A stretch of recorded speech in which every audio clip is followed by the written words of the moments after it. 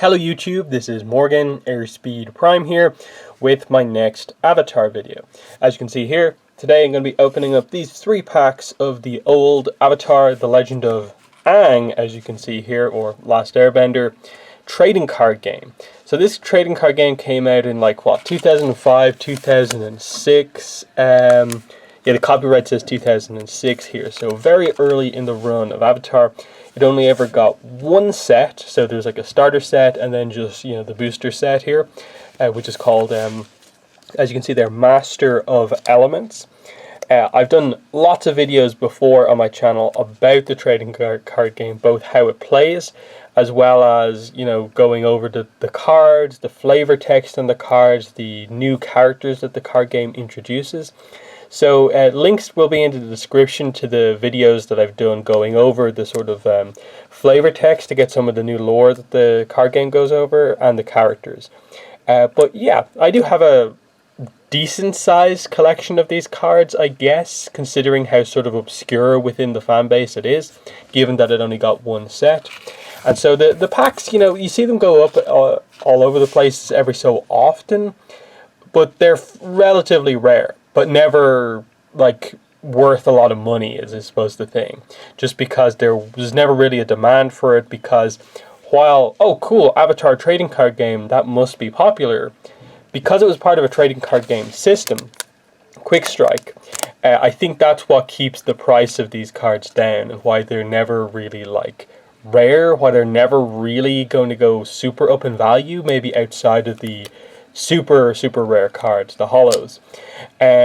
So with Quickstrike, I think they did, Parts of the Caribbean is the one that comes to mind, that they did a Quickstrike Parts of the Caribbean game where it was basically the exact same system effectively. They just changed some of the symbols and so on, but realistically you could play Avatar against Pirates of the Caribbean. That's how the game is meant to work. So Avatar is a card game, but it's just, the Avatar franchise in this card game system rather than the game itself. So let's just get straight into this. We'll take a quick look at the pack if you haven't seen one of these before, obviously. It's sealed. It's obviously, at this point, 14 years old, these packs. Specifically, the reason this is Legend of Aang is because this is a UK pack, European pack, and obviously the show, at least in its first couple of years over here, was called The Legend of Aang. I believe basically because the term, airbender, I think had kind of negative connotations depending on what location you were in, and I think it was also sort of hard to translate into other languages, the term airbender, but I don't specifically know exactly why the title is different. So you can see here, you get 10 cards per pack. You see it says 1 chamber card in every pack, and then if we look on the back, the specific state, each pack contains 10 cards. The set overall, so Master of Elements, includes 55 common cards, 55 uncommon cards, 55 rare cards, 10 Xenomentals, and 60 chamber cards. So if there's one reason why this set is almost impossible to collect without spending a ton of money, it's because 55 rare cards. The same amount of rares as there are commons and uncommons. So it's just crazy. And then the fact that you get 1 chamber card per pack and there's 60 to collect. That said, it is 60 chamber cards divided amongst 10 characters. So let's just get into this and have a look at some of these cards. Obviously, I'm looking for the rare stuff. That would be really cool if I could get, some of the holos, the Xenomentals. But mainly in my collection, I'm missing a lot of uncommons and rares. I think I still think there's 1 or 2. There's 1 or 2 commons that I don't have, but that's the situation. So here's our chamber card, and as you can see here, it's a fairly thick card. Because, as you can see here, there's this kind of groove. They're obviously double-sided, so this is Iroh. You can see his traits associated with him and so on. Basically, the way they work is this is sort of the character's approach with regards to the style of cards that he uses. So the fox is meant to be he's he uses kind of cunning in a way, and then other characters have a symbol that more represents power or like playfulness with Aang. And the bottom symbol basically is like the character's like affiliation in a way of like it's either Moon if they're like a villain, Sun if they're a hero, and then this one is meant to be sort of like Twilight kind of in the middle. Which kind of fits Iroh, especially early Iroh, where like, okay, he's supporting Zuko while Zuko's still doing his bad stuff, but you know he's a good guy. And then the middle ones, I think is more specific to the card game itself than anything. You see he has his fire symbol, and then this is just a more kind of different, more in-action style. So the thing with these cards is obviously that they open up like this. That's why they're called the chamber cards, because the chamber actually is where you get the card from. So you have two sides on this as well. This is, which one is it? I think, yeah, this is the sort of side you start off with, and then eventually in the game you flip over to this side and are able to use the more powerful side of the card. So let's see, so firecrackers, 5 defense, 5 attack. While your opponent is defending, his or her zones cannot be charged. That's pretty good. Suppressing fire, 5 defense, 7 attack. Your opponent cannot focus or pitch, and while defending, his or her zones cannot be charged. So yeah, you know, decent. This is an uncommon. The 2 diamonds means it's uncommon. I'm not actually sure if I have this specific one. Again, the way it works is that there's actually 6 different versions of this Iroh, where he'll have like 2 or 3 different cards on this side, and then again 2 or 3 different versions of, on this side with different kind of combinations of cards. So you could get suppressing fire, but there's a different one than firecrackers on this side. That's just the way it works. So we'll see if I do or do not have that in a second, once we finish going through the packs. So we start off with our uncommons. So Searing Cage, pretty cool stuff there. I believe that, yeah, so, you know, you can see the flavor text here. No lock to pick, no bars to bend, nothing but torment without end. Fairly cool. Bell Ringer, I don't think I have this card, so I think that's pretty good. So you can see that is Sokka. That's the boomerang to the head of Zuko. And the flavor text is just ding. So that's fairly good. Canyon Guide I already have. This is probably the cards I'm looking for the most, is the uncommon and rare ally cards, just because they're like, you know, character cards within the game. Well, you can see it was 2006, so it's book 1 focused, like nothing from book 2 or 3 basically. Everything is book 1, and even at that, it's like everything is early book 1 as well. So that's why you notice a lot of like, you know, Great Divide type of cards in here. But still cool that, you know, the Canyon Guide has a card. That's pretty crazy. Here's our rare, Falling Leaf Ambush. I don't know specifically if I have this, but yeah, you can see it's Jet ambushing some soldiers, and this is one of the cool flavor text stories that they tell throughout the cards of this Fire Nation soldier called Mu Ki.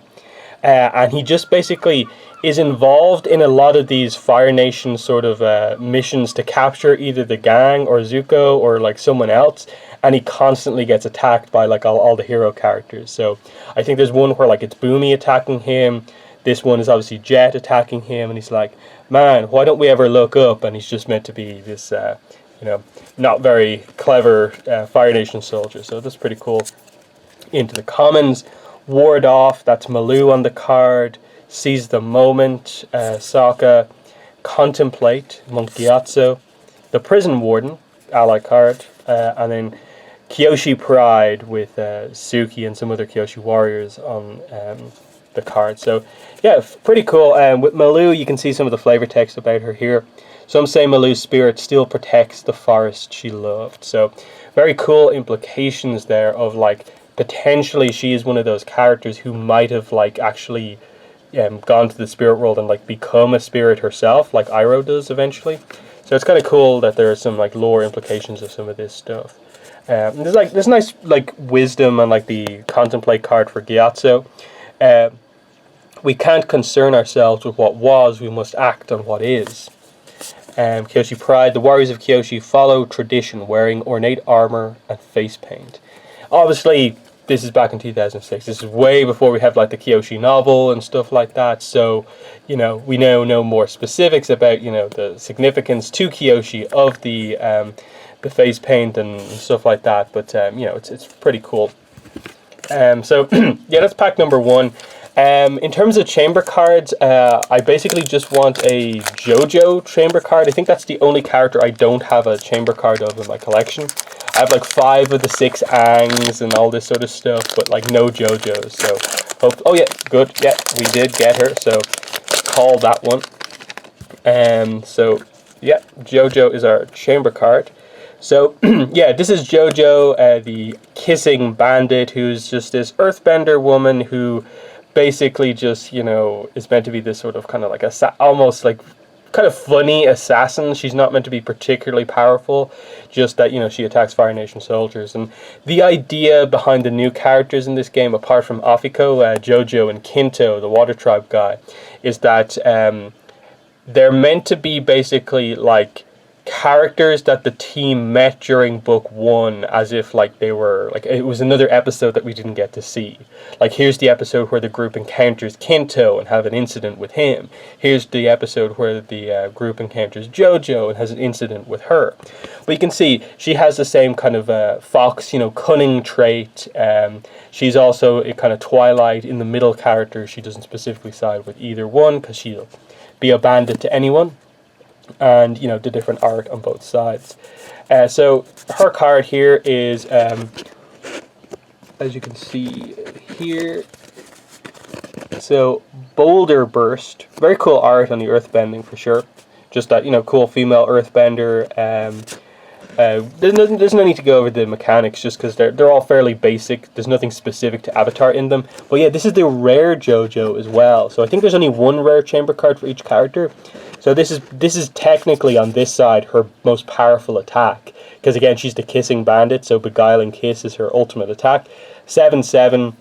Whenever your opponent focuses in a zone, you add energy of that same color to that zone. So that's pretty good. This game is basically all about energy management across 3 zones. As you can see from one of the cards, there's green zone, yellow zone, red zone, and the idea is that you flip cards down, and if your cards aren't powerful enough to block a specific attack in the red zone, you lose a point of damage. And I think it's like you take 3 or 4 points of damage and you lose the game.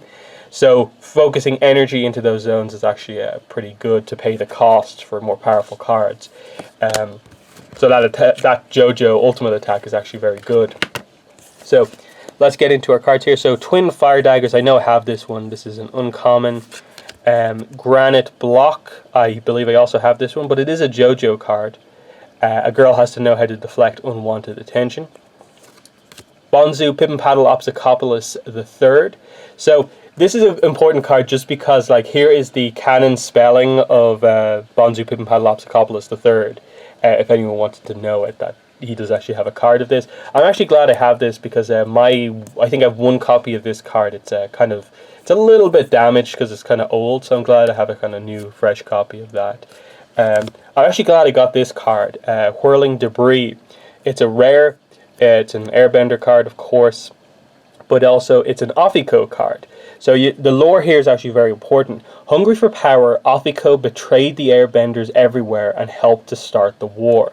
So we know next to nothing in canon about the Air Nomad genocide, so the addition in the trading card game of Afiko, a guy who betrayed the airbenders to side with the Fire Nation, is a very, very important one, and that's probably one of the most key pieces of lore about him from that card, so that's very cool to see. So ally Zhao's Guard, and you can see there's the enemy symbol there, they're villains. There's the sort of power symbol there with the kind of like ox or whatever you want to call it. That's the symbol for power characters like Zhao, who focus on that above all else. So Boiling Point, Roku's Guidance, Advantage card, Burning Disc as our Zuko card here, and in Closed Hand form. I like this. There's a closed hand form and an open palm form, just to represent the 2, sides of things, of like firebending and earthbending or closed hand, waterbending and airbending or open hand. It's the nice style. But you see it says here, the closed hand moves against the enemy, forcing him to reveal his weakness. And it's, of course, Zuko and Iroh on that one. So that's pretty good. And then last pack. Let's see who we get here. I wouldn't mind getting another Maloo. I think I also only have one Maloo character card, but I don't really mind too much. So is this a Zuko? Yeah, Zuko. Yeah. So we have a Zuko chamber card here. There's one side. There's the other. And again, I think this is a European pack. I think there is different art on at least one side of it compared to the American ones. I think when I show you my collection, I can show that off in a second. But let's see what we get here. So, Meltdown is one attack, and then the other one here is just a common Zuko, Knight of Flames. It's just Zuko doing a fire kick. So that's one of the common Zukos, but it's a decent card, like 7 and 9, no ability. That's pretty good stats just for a card. But again, you want the ability on a chamber card because it goes off so few times in a game. So yeah, let's look at the pack. So Earthbridge, I think I might already have this one. Churning Stomachs, I'm not sure, but there's Kinto, one of the other new characters, and his special ability as a waterbender is that he uses his waterbending to slosh an opponent's stomach kind of juices around. So one of Kinto's favorite pranks is to slosh his victims' insides to make them sick. So that's just a cool idea for a character, you know, interesting enough. Tectonic Shift, a Boomy card. In Omashu, King Boomy's word is law, even the earth must obey. That's a nice sentence. Wildfire Arc is our rare. I might already have this one, which is kind of unfortunate that the one rare in the pack is a card I already have. Highway Robbery, JoJo card. So make with the cabbages, this rock's awfully heavy, and I'd hate to have something bad. I'd hate for something bad to happen. Incinerate, there's the Monkeyatsu card, Sustenance, and Blazing Axe Kick. So they're the cards that we got, and we'll just kind of move these off to the side here, and we'll check what we can add or not add to our collection. So I'll somehow try and bring this in here. So this is my folder with my cards. So I'll just bring the camera up here. So you can see the first page in the set, you know, page 1 to 9 are just like commons, and I think 1 uncommon or something like that. Yeah, like 2 uncommons. So you can see then immediately go to the second page, and I'm missing like so many of them across here. But anyway, we'll sort out the cards here a little bit, and then I'll come back and kind of see what I got that's new and what I got that isn't new. Okay, so I sorted through all the cards, and what I found was that of the 3 packs, there were 4 cards I didn't have. So the two of the 3 rares, and then 2 of the whatever it was, like 9 uncommons. So of the sort of 12 rarer cards from the pack, only 4 of them were cards that I actually needed. So that was pretty unfortunate, given that I have there's so many uncommons that I don't have, there's so many rares I don't have. It was really unfortunate to have like a whole rare and bunch of uncommons that I didn't have. Had all of the commons, so the one I think common that I didn't have, still don't have that. And then this Zuko I did already have as well. So fairly unfortunate, but we'll kind of put these in. So card number 16, so it goes on this page. So we have 18, 17, 16 goes here, so put it in here. So yeah, so I have 16 and 18 now. Then card number 20, I thought I might have had this one, but I don't. I have the card beside it, so 19, which is Titanic Fireball. So that means that this has to go up here. Actually, we'll need to put the camera down to put this card in. So, yeah.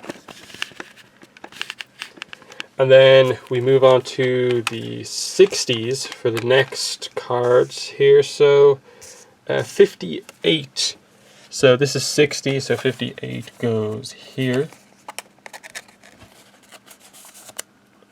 Whirling Debris, there's also Windmill Dome, as you can see here. So the Airbender cards are pretty cool because they've got Afiko and Gyatso on it. And then also I got 61, which goes here. So, you know, kind of filled out this page a little bit more. But that's kind of it. On the character card front, I'll just quickly go through some of this. You can see some of the cards, kind of how much I do and don't have. It's just like uncommons and rares pretty much all over the place. Going through the advantages. The character cards are pretty cool in terms of like, you know, they're obviously some of the, in terms of collectible, the most collectible cards. One of the cards I was looking for was just the Cabbage Merchant card, because he does have one, but like it's an uncommon, so unfortunately I don't have it. I think Appa is the one that goes there.